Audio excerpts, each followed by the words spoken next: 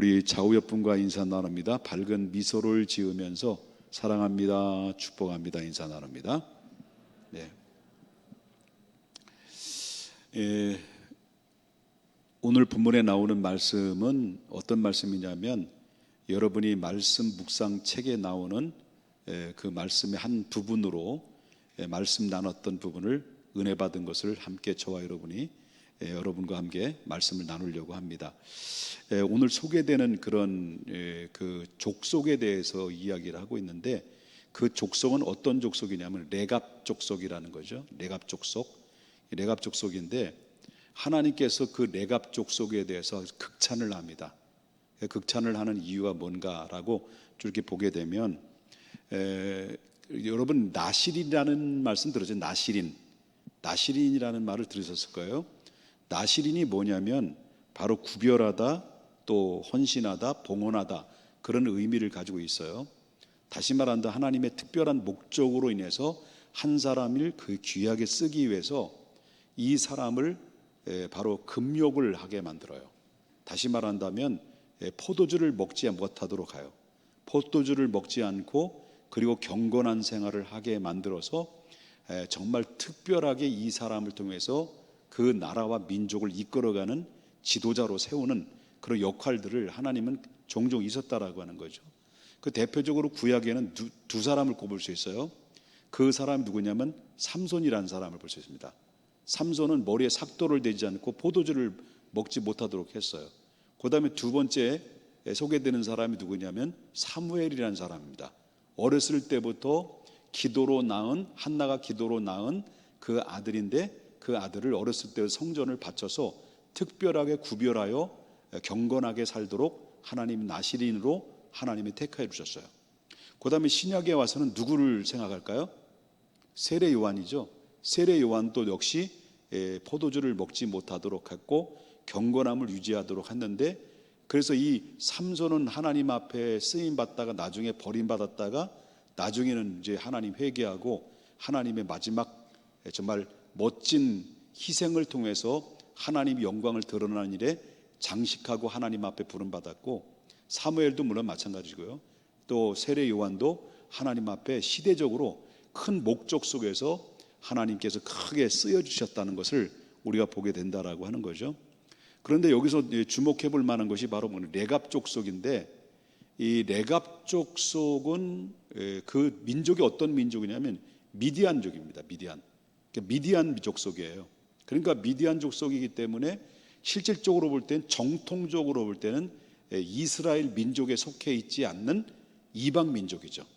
그 이방 민족인데 이 레갑 족속인 요나답이라고 하는 레갑의 아들 요나답이라는 사람이 바로 이 자손들에게 대표적으로 세 가지의 바로 언약의 말씀, 약속의 말씀과 함께 동시에 자녀들에게 이렇게 살라라고 서원적 그 말씀의 명령을 내렸어요.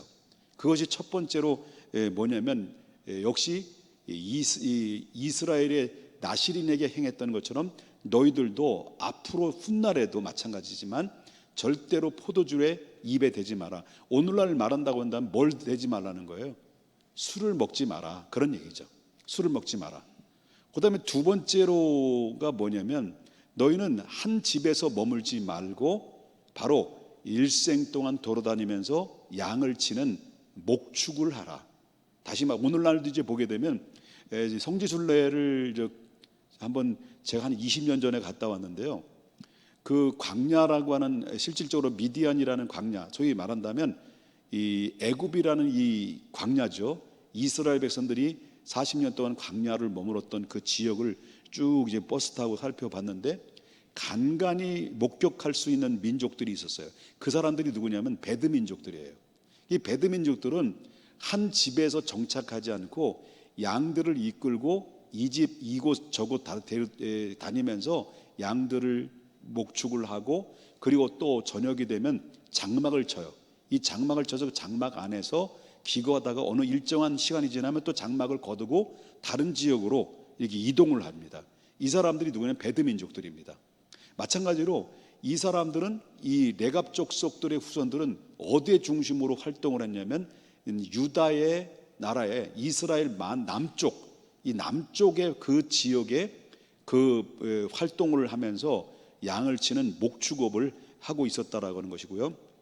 그다음에 이 요나답이 세 번째 이야기했던 것이 바로 뭐냐면, 너희들은 내 집을 마련하지 말고 항상 장막 안에서 거하라라는 이 말씀을 바로 이 레갑족 자녀들에게 이야기했다고 하는 거죠. 그러다 이제 어느 날 역사가 지나면서 이스라엘의 이제 나라가 두 나라가 됐잖아요. 우리나라가 북한 있고 남한 있는 것처럼 이스라엘 나라가 두 나라가 됐단 말이에요. 북방 이스라엘과 남유다가 나눠지면서 북방 이스라엘도 그렇고 남유다의 특징이 바로 뭐냐면 하나님을 잃어버렸다는 거예요. 역사 속에 하나님이 잃어버렸다는 것은 뭐냐면, 하나님이 아브라함에게 약속했던 말씀, 이삭에게 약속했던 말씀 그대로 누구에게 줬습니까? 야곱에게 주셨던 말이에요. 그 야곱에게 주셨던 말씀들을 야곱의 12명의 아들들에게 주셨고, 그 자녀들에게 계속 하나님의 말씀의 약속의 언약을 줬다라고 하는 거죠. 근데 이스라엘 백성들은 역사가 지나면서 바로 뭐냐면 하나님의 약속의 말씀을 마음에 두지 않고 다 잃어버린 거예요. 망각을 한 거예요. 망각을 하다 보니까 결국 어떻습니까? 하나님의 약속이 내 곁에서 멀어져 가면서 그 대신 뭡니까? 하나님을 향한 마음이 아니라 세상을 향한 마음이 돌아가게 되고, 거기에 눈을 어디에 돌립니까? 우상에게 돌린 거죠. 우상의 현혹에 빠져서 하나님을 까마득하게 잊어버려서 이스라엘 백성들은 하나님을 떠나는 거예요.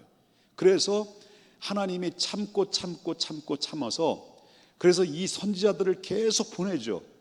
북방 이스라엘도 보내고 남유다도 보냅니다. 그런데도 불구하고 하나님의 말씀의 견고함을 그렇게도 말씀을 전해주고 그 견고한 메시지, 견고의 메시지를 전했는데도 불구하고 바로 이 북방 이스라엘 역대 왕들이나 백성들도 남유다도 마찬가지로 하나님의 말씀을 눈을 막고 귀를 막고 마음을 다 막아서 저들은 하나님 앞에 범죄를 행했다는 거예요.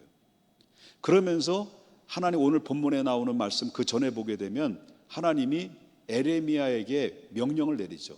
에레미야야, 너는 너의 교회 성전의 장막에 바로 이 그 레갑 족속들을 초청을 해라. 초청을 해서 그들에게 포도주를 마시게 하라라고 이 에레미야에게 명령을 내려요. 그런데 그들을 초청해서 레갑 족속에게 포도주를 마시도록 권유했는데 어때요? 그 레갑 족속들 후손들이 그 초청을 받아서 에레미야가 권유하는 포도주를 마셨을까요? 안 마셨을까요? 안 마셨다는 거예요. 안 마셨다는 거예요. 그런데 그러면서 하나님이 그 광경을 보면서 하나님이 그 상황을 이 레갑 족속들의 믿음과 그 다음에 이스라엘 남유다의 백성들의 믿음을 비교를 하는 거예요. 그러면서 말씀하시는 거, 오늘 그 말씀을 한탄스러운 말씀한 거죠. 그러니까 레갑 족속은 남유다 쪽에 밑에 지방에서 목축업을 하면서 그들은 포도주를 마시지 않고 그 다음에 바알의 그 우상 숭배에 타협하지 아니하고, 그리고 하나님의 말씀을 믿고, 그리고 이스라엘 백성 곁에서 멀리 간접적으로 하나님을 신뢰하면서 그들은 그렇게 생활을 했다라는 거예요. 그리고 자기들은 조상이라고 하는 바로 레갑의 아들 요나답이라는 조상이 우리가에게 이런 말씀을 하셨으니 우리는 여태까지 그 말씀을 지켜왔기 때문에 포도주를 마실 수 없습니다라고 에레미야에게 얘기했던 거예요. 그러니까 하나님이 그 마음을 감동이 된 거죠. 그래서 이스라엘 백성들을 비교하면서 봐라, 이렇게 레갑 족속, 이방인 민족, 다시 말한다면 미디안 족속이다. 하나님의 정통적인 하나님의 택한 민족도 아닌 이방인 족속이 하나님을 하나님으로 인정하고 포도주를 마시지 아니하고, 그리고 목축업을 하면서 우상숭배 타협하지 않고 그 조상이 명령했던 명령을 그대로 그 명령을 자손들이 지키면서 계속해서 맥락을 이어왔는데, 유다는 봐라, 지금 상황이 어떠냐. 이렇게 하나님의 말씀을 통해서 바로 선지자를 계속해서 보냈는데도 불구하고 저들은 하나님의 말씀을 듣지 않고 귀를 막고 불순종하고 죄를 짓는 삶을 살았던 것이 이 유다 나라의 백성들의 삶의 그 모습이냐 아니냐. 그러면서 그러면 아브라함의 족속이라고 자부했던 그런 이 유다 백성들이 바로 레갑 족속을 좀 봐라, 레갑 족속 좀 배워봐라. 그러면 그때 당시에 에레미야를 통해서 초청받았던 레갑 족속 목축업하는 목동들이죠. 이 목축업하는 이 레갑 족속들은 그때 당시에 그 조상 요나답으로부터 받았던 그 말씀을 받고 몇 년이 세웠느냐면 230년이라는 세월이 흐른 거예요. 중요한 것은 230년 전에 그 레갑의 아들 요나답이 너희는 절대로 너희 후손 대대로 이건 지켜야 될 것이다. 뭘 지켜야 될 것이냐? 포도주를 마시지 마라. 그 다음에 집을 짓지 마라. 그리고 또 양을 치고 목축을 하라. 바로 장막 안에서 거하라. 이렇게 우상 숭배하지 마라. 이 명령을 230년 전에 요나답을 통해서 받았는데 230년이 지났는데도 불구하고 그 자손들이 그 요나답이 말했던 그 말들을 230년 동안 그 다음 세대 좀 말려줘봐요. 다음 세대까지 230년이 지난 가운데 에레미야가 초청한 그 초청 자리에 있는 그 자손들이 그 말씀을 그대로 230년 전에 약속을 그대로 지켜왔다라는 거예요.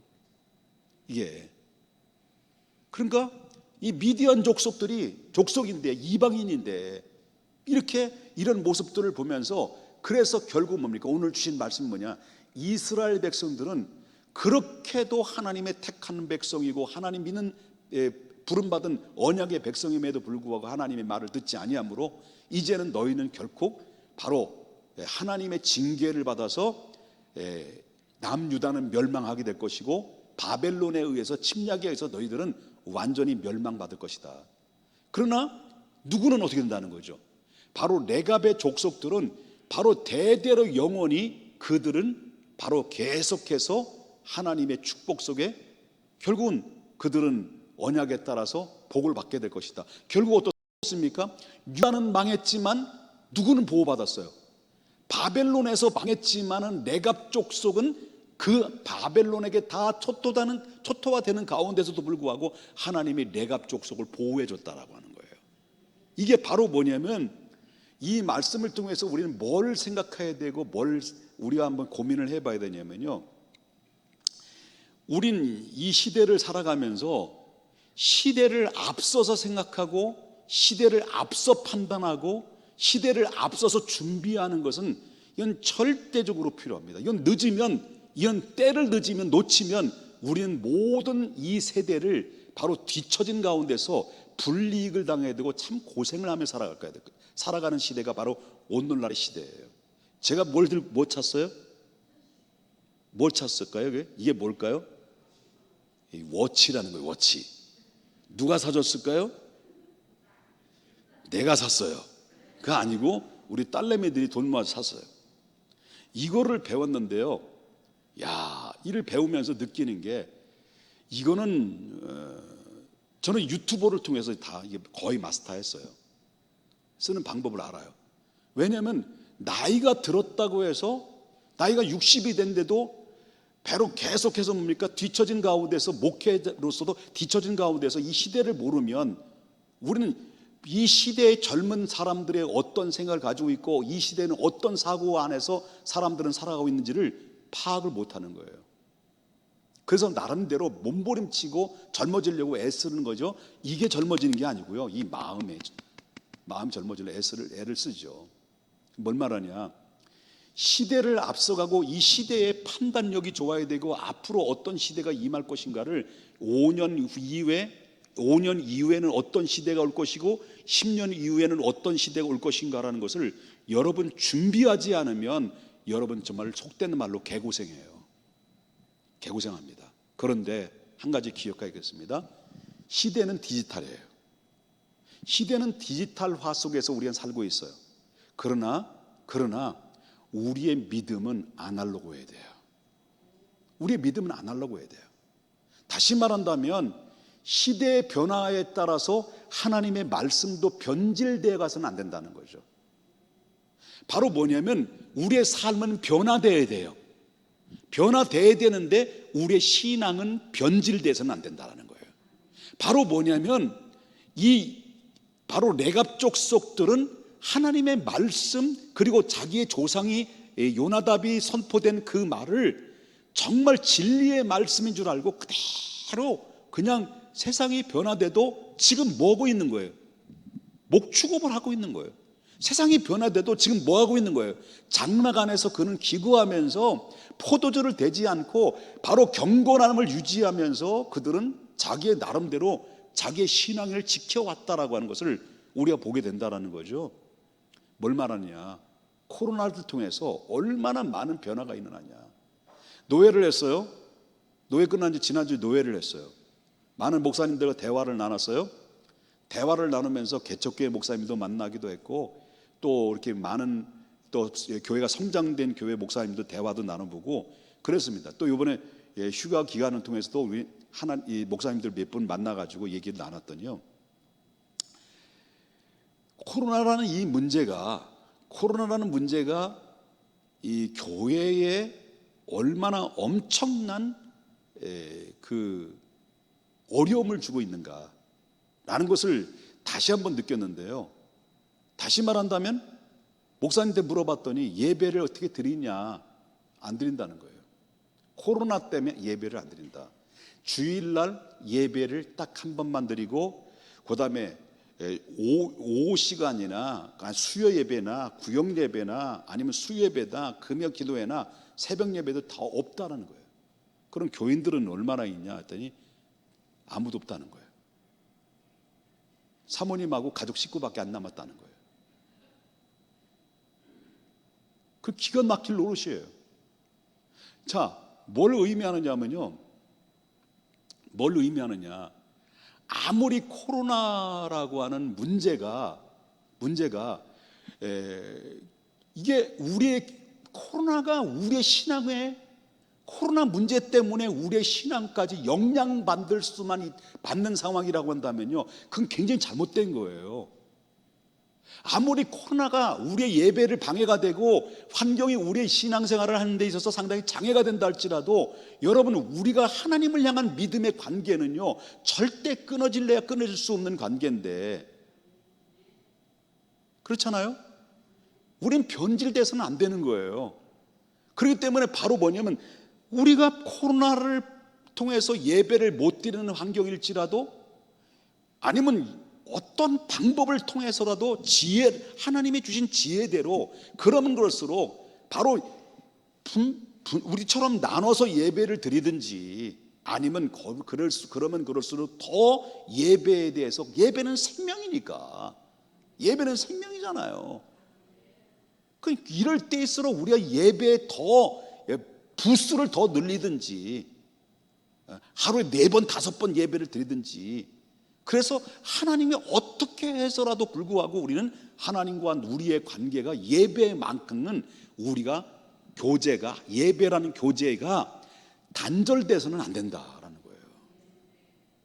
그래서 우리는 뭡니까?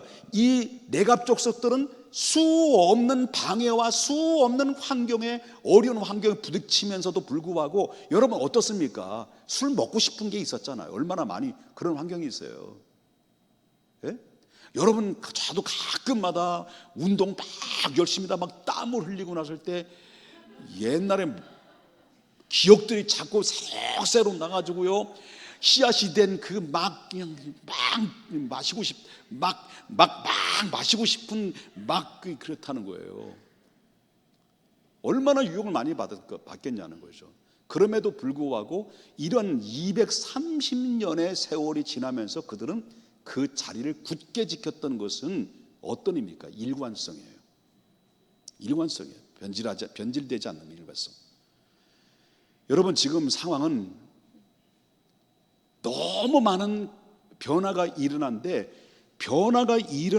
절대 변화가 일어나는 가운데서도 불구하고 변화되지 말아야 될 것이 뭐냐면 하나님과 나와의 예배의 관계예요.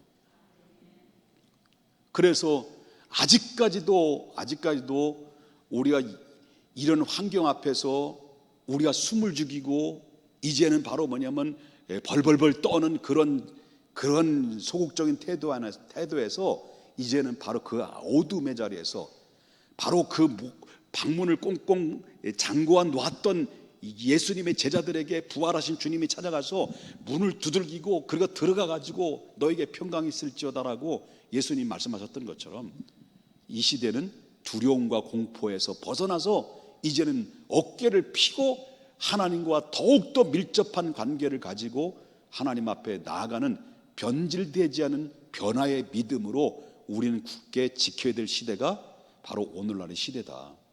여러분, 그렇다면 이 레갑 족속을 통해서 우리가 교훈받아야 될 것이 바로 뭐냐면 우리 중앙교회가 앞으로 10년 후에 중앙교회는 어떨까? 바로 이 50년 이후의 평택 중앙교회는 과연 어떤 교회가 됐을까? 저는 그것을 굉장히 고심을 많이 하는 사람입니다. 바로 10년 아니 5년 후에 그리고 한 10년 후에 20년 후에 우리 평택 중앙교회는 과연 어떤 교회일까?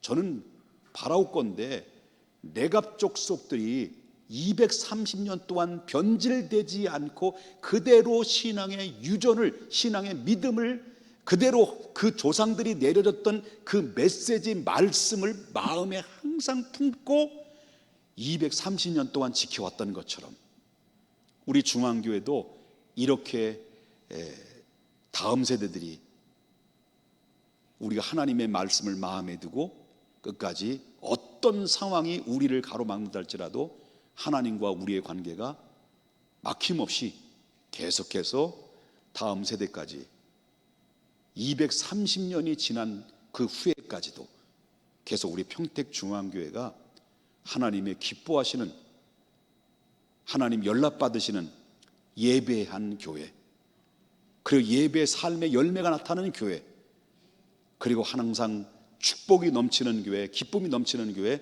하나님을 기쁘시게 하는 교회, 그런 교회가 되기를 간절히 소원하는 것입니다. 이런 믿음으로 우리 함께 최선을 다해서 이럴 때일수록 하나님과 예배에 더 집중하고 하나님 앞에 나아갈 수 있는 우리 모두가 될 수 있기를 주님의 이름으로 축원합니다. 우리 한번 옆에 분과 인사 나눕시다. 우리 한번 그렇게 해 봅시다.